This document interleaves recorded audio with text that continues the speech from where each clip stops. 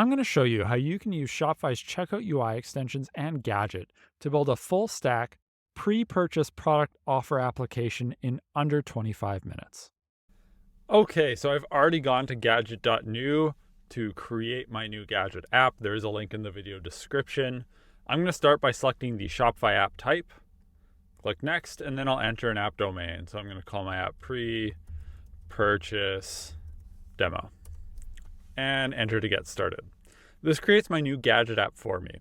So now I have a hosted and auto-scaled Postgres database, Node.js backend, and React frontend powered by Vite. And I'm going to use all parts of the stack to build an embedded Shopify application, and then I'll build an extension after that.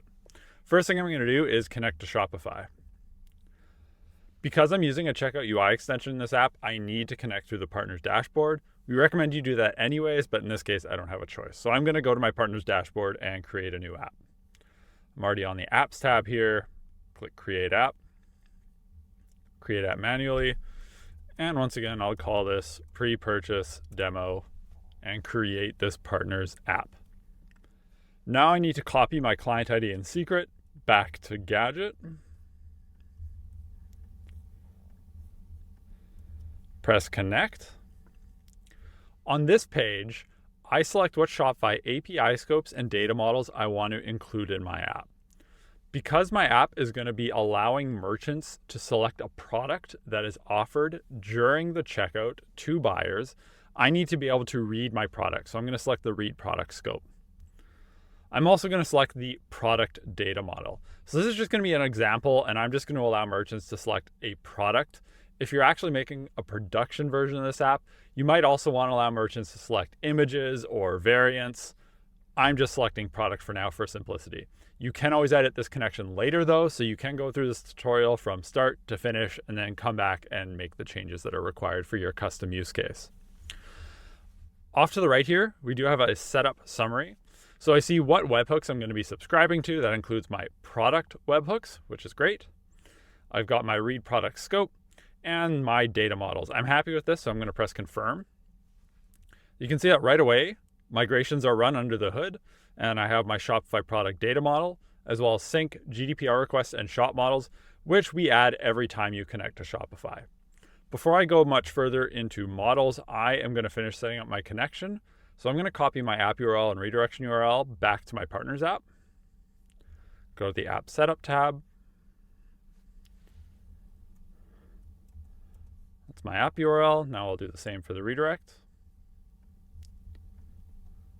I'm going to save those changes. And now my app is ready to be installed. So I'm going to go to Overview. In the Test Your App section, I'll select a store. And I'm going to be selecting a store that has the checkout and customer accounts extensibility preview enabled. So this is a developer preview. So I'll click on Checkout Branding Testing. That's my store name. Haven't written a line of code yet, definitely no OAuth code. Gadget's handling all that for me, so I can just click the Install App button to install my app on a development store.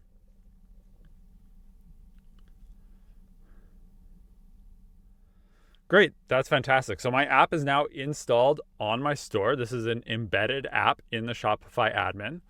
This is actually a React front end powered by my Gadget app. You can see this page is powered by ShopPay.jsx. So if I actually go to my Gadget app, once I finish creating my connection, I do get this connection screen. I'm going to come back to this in a bit. First, I'm going to go to my front end folder, ShopPay.jsx. So you can see that this is just a normal React project now, powered by Vite. We are using Shopify's Polaris components to build the front end, so it does feel native to Shopify, which is amazing. So that's just a quick intro to front ends. We are going to come back to this later. I'm going to finish taking full advantage of my Shopify connection first, and I am going to sync data from Shopify to Gadget. So this will pull in all of my Shopify product information from my development store into my Gadget database. So I'm going to go to Plugins, click Shopify. We're back on this connection screen. I click on Shop Installs. This is my shop. We can see we have API scopes. Webhooks are good. So I can click the Sync button. And And this will sync the product data from Shopify to my database. Now, there is also a way to trigger these syncs with code. I'm not doing it right now, but you can do that. For example, if you wanted to sync right when a merchant installs your app on their store, you can do that as well. So my sync is complete. If I go to my Shopify product data models are like tables in a database and fields are like columns. So these fields on the product data model match the fields available in the admin REST API. So that's Shopify's API.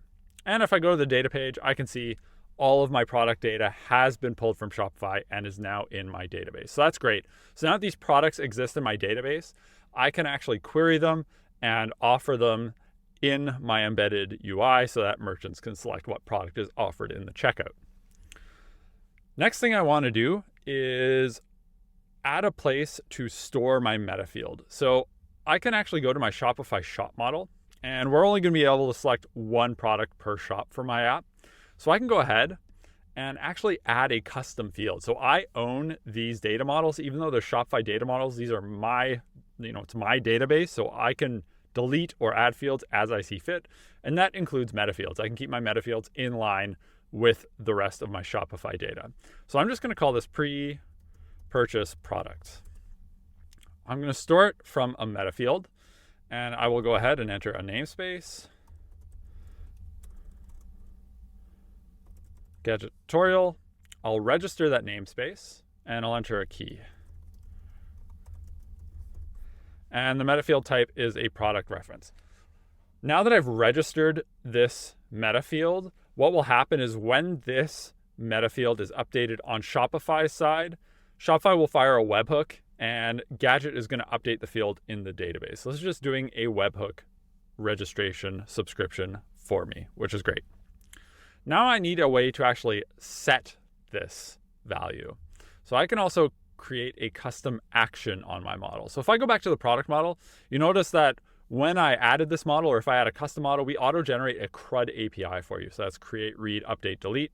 And you can see create, update, and delete are expressed here as actions. And each action is extensible as a code file. If I go to my triggers, you see that, for example, my Shopify product create action is triggered by either Shopify webhooks or the data sync, which I've already run.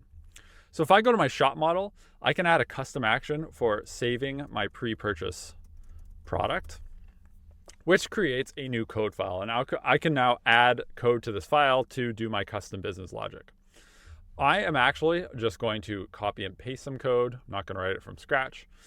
I will explain the kind of anatomy of this code file. So there's usually two main functions in Gadget actions. There is a run function and there's an onSuccess function.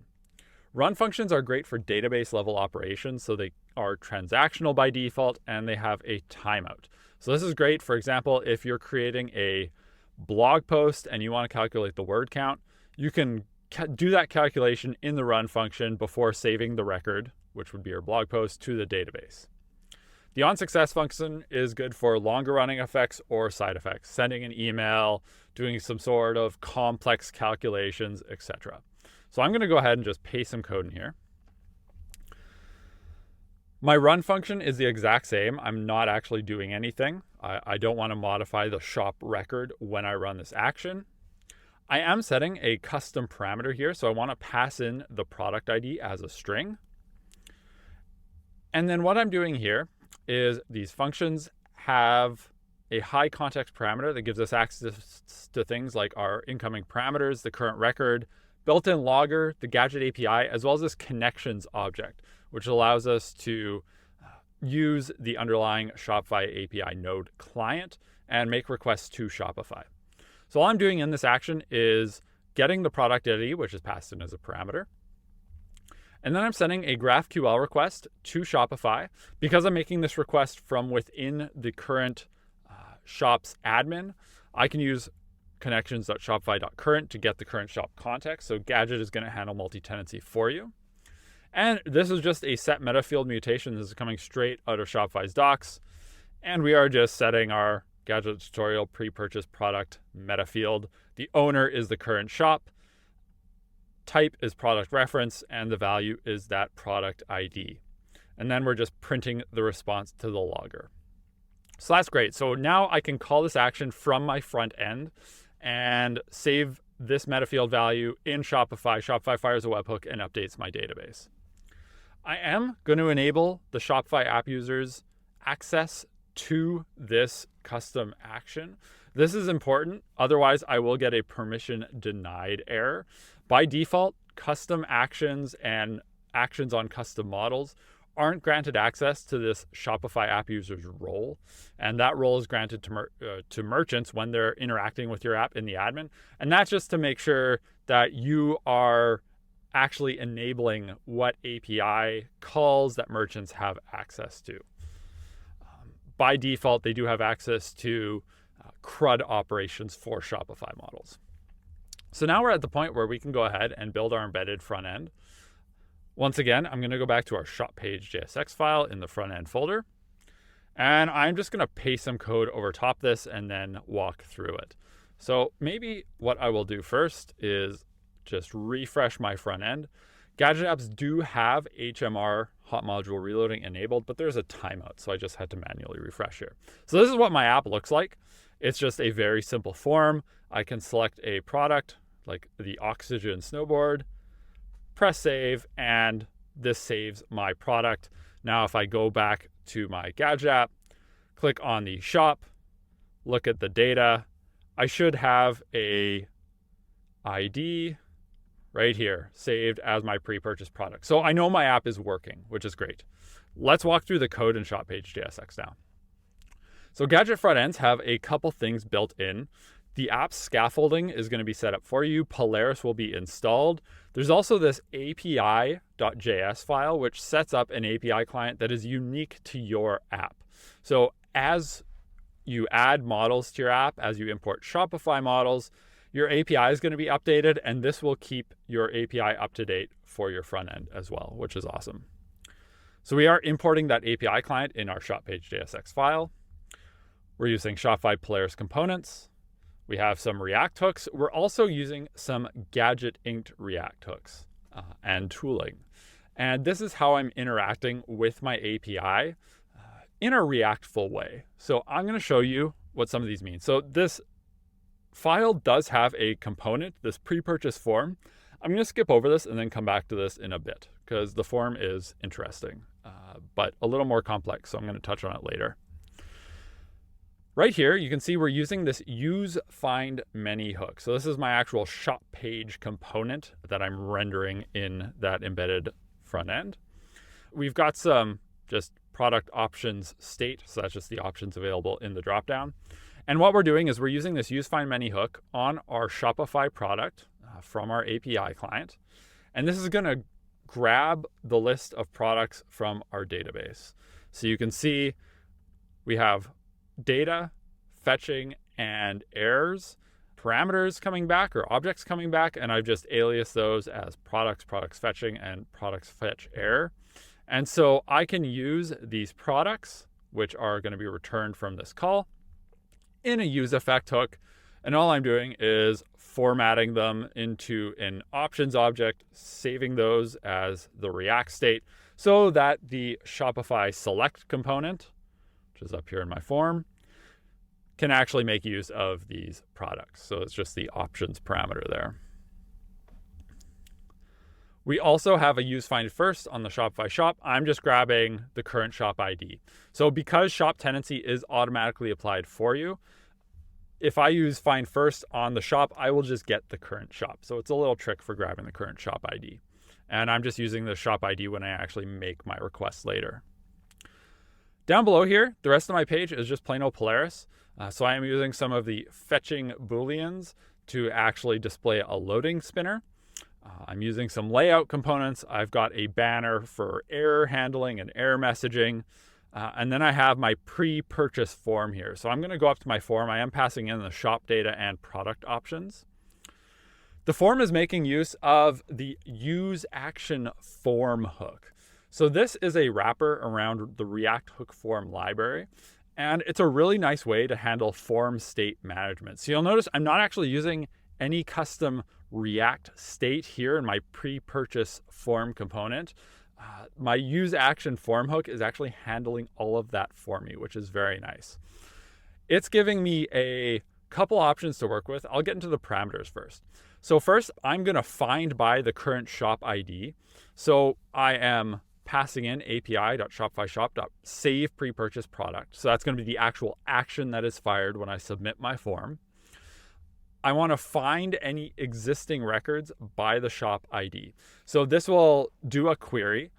If there are any records for this current shop ID, it will grab that data. And I'm using the select query to only grab my current shop ID.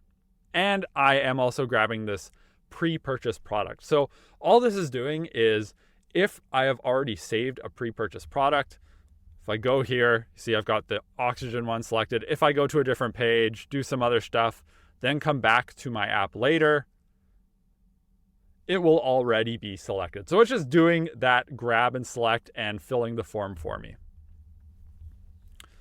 Finally, I am using a send parameter here, and this is just the fields that are sent when I actually submit my form. So I don't actually want to save my pre-purchase product, right? I want to pass in the product ID as a custom parameter, send that to Shopify, and then Shopify fires a webhook that updates my database. So this is just a way to send a limited set of parameters with this form submission. I'm also using, so we're returning a bunch of things from this use action form hook. Submit is just what I call to submit. You can see when I submit my form, I'm just calling submit. That will actually fire this action. Control, I'm going to get into control a little bit. Form state allows me to do things like, is submit successful? So I can display that green success banner. If it's loading, I can, disable my select dropdown or buttons, or, display a skeleton component, for example.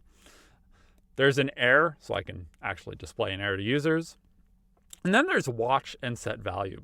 So what watch is doing is it's actually watching for changes to this form state, my pre-purchase product. And I'm using this return parameter, this update product ID, as a trigger on a use effect hook to set a value. So this is actually how I'm setting that custom product ID parameter value on my form state. So this, I think, will be a semi-common pattern if you're using embedded forms to update metafields. Finally, there's my actual form component. So this is all just Polaris again, other than this controller. So because Polaris is a controlled library, I do need to use this controller. I'm passing in this name. So this is the actual field, the value that will be passed into this select component here. And I just need this name to match the selected field. I'm also passing in control. So this is the control parameter from my use action form hook to my controller. I'm making it required. And then there's a render function where I'm actually displaying my select component dropdown. So that's my front end. Finally, there's a button here. It is just submitting my form. So that's my front end. I know it works. My app is working end to end and I'm happy. Let's get to the checkout UI extension now. So I can actually go here. I'm going to open my terminal and create a new Shopify app. I'm going to give it a name, just pre-purchase demo. I do not want to select the remix template. Gadget's handling the rest of my app stack, so there's no point to me, using remix. So I'm just going to create an app that's extension only and allows me to add my checkout UI extension.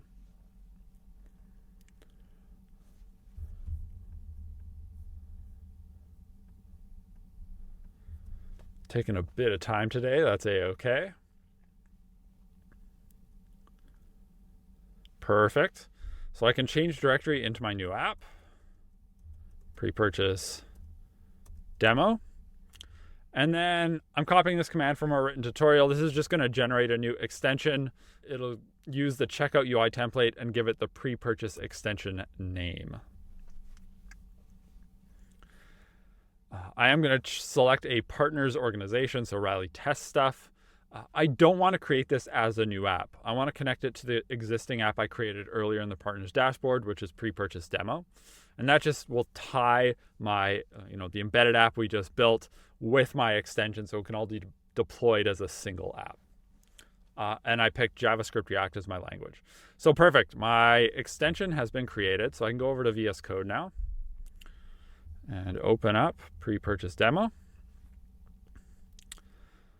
Fantastic. So I can see I have an extensions folder in my app. There's my pre-purchase extension. I'm going to walk through two key files here. There's the TOML.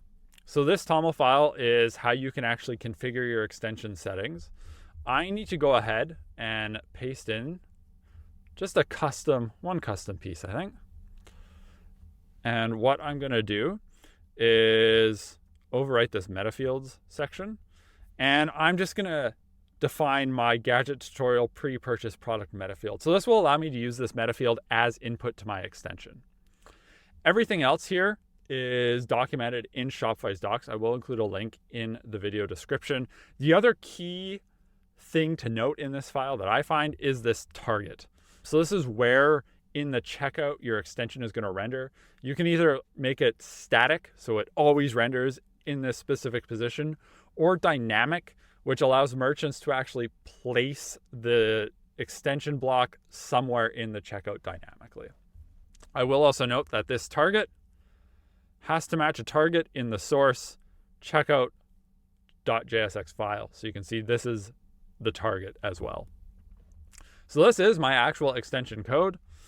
What I'm going to do is copy some code, paste over top. By default, this is just a banner.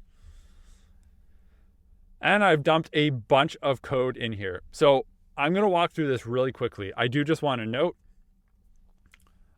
the code is very, very similar to Shopify's own pre-purchase product offer checkout extension. So if there's something I didn't cover, it is here in Shopify's docs. So you can always reference their docs as well. Excellent. So finishing up here, I am importing a whole bunch of stuff from this Shopify UI Extensions React checkout package. And that includes all of the components I'm using, as well as some useful hooks. So there is this React extension. This is once again just with my target and renders the actual extension. There's a use API hook that is used to get a query object, which is used to query the storefront API. And internationalization is built in, which is nice. So that is also grabbed using use API. There's a use apply cart line changes hook, which gives us an apply cart lines change function. So when a user actually accepts our offer, they'll click a button and we'll actually want to apply these items to the cart. There's a use at metafields hook, which gives us access to our input metafield. And there's just some React state here, which is storing the product and some loading and error states.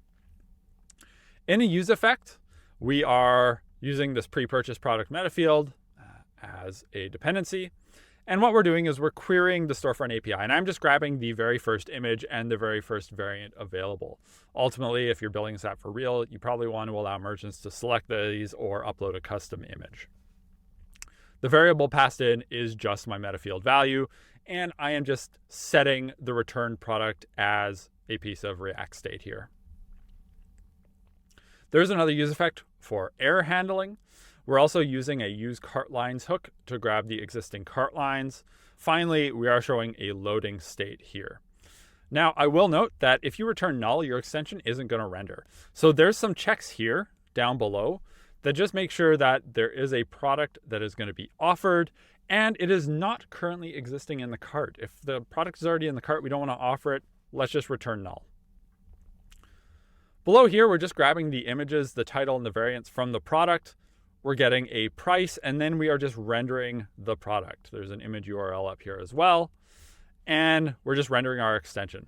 The key thing in here is in our button, there's an on press function. We're just calling that apply cart lines change action function in this case, and it will just add that item to our cart. So let's test this out. I'm just going to go yarn dev to start up my app. I'm going to choose the same store I installed my admin app on. And I'm going to copy this URL just because Chrome isn't my default browser. So I don't want Windows to be popping up everywhere. And I'm going to copy this extension link here And voila. So remember that I did select the Oxygen snowboard as my offer in the admin right here. It's now being offered in the checkout. If I click add, it's added to my cart. So that's fantastic. This is an end-to-end app build and it is working. So that was a very quick look at how you can build checkout UI extensions, really any sort of Shopify extension, using Gadget. If you have any questions, feel free to check our written tutorial. Code will be up to date there in our written tutorials. I can't guarantee this video code is always going to be up to date, but the code is available there. There's also a forkable app template that will also be up to date that you can fork from the video description. There's a link in the video description. And we do have a developer Discord, another link in the video description. So if you have any questions you want to ask myself or anyone else at Gadget, feel free to join our Discord and we are always happy to help out. Until next time, I hope you keep building more and coding less with Gadget.